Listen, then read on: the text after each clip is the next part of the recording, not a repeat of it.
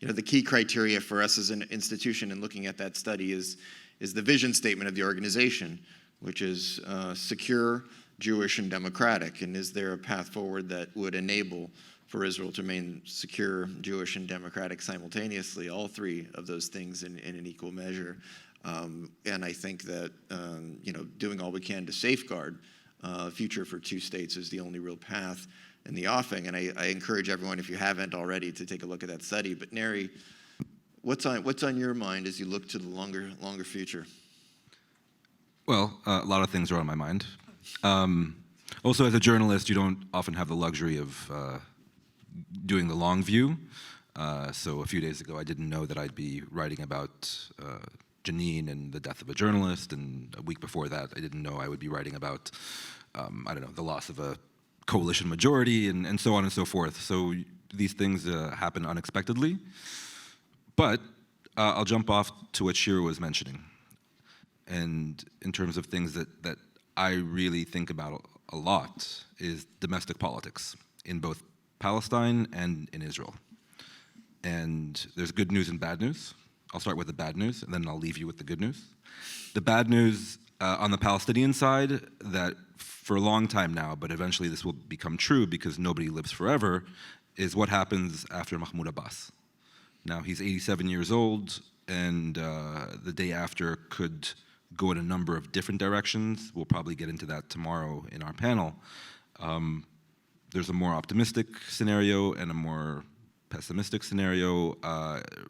Of late, I've gone more pessimistic in terms of the Palestinian leadership getting their act together and actually coming out with a somewhat reasonable and somewhat positive outcome after Abbas exits the stage, either politically or biologically. So that's just in terms of the domestic politics inside Palestine. But again, nobody really talks about it until it becomes an issue, and then you'll have live, CNN and NBC and all the other cable channels beaming from Ramallah, like they've been beaming the last few days from Jenin and Jerusalem, and it'll be a big issue. And I think that's something to focus on again ahead of time, and also to really think about what the outcome might be in terms of the leadership in the West Bank. Because if it goes wrong, you could have a different Palestinian leadership with a very different policy position vis-a-vis Israel and security coordination and what that would mean. In other avenues too, but especially that. That's the bad news. The good news, Israeli politics. If you would have told me a year ago that you'd have an 8-party coalition spanning from settlers to leftists to centrists, and again, for the first time ever, an Arab Israeli Islamist party, that not only it was able to get together, but able to topple Bibi Netanyahu and the alternative, which was a far-right coalition of Bibi and the Likud and the far-right religious Zionism party and the ultra-Orthodox, I would not have put the prospects of that outcome as very high. But they managed to get it done. And it's not looking too great in terms of the endurance of this current government, but what has happened is the paradigm has shifted. That for the first time ever, you have Arab Israeli political parties willing to play ball and quote-unquote Zionist Jewish parties willing to play ball with them. And if you talk to certain people in the Israeli center and the left, that's the real historic message or takeaway from the past year.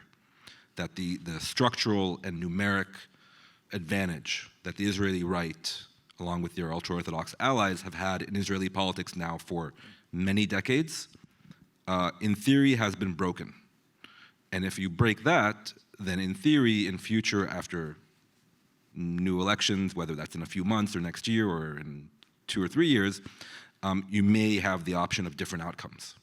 And if you have a different Israeli government take power, then you could really see a genuine horizon for a 2-state solution.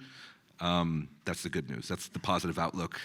I'm hopeful in that sense.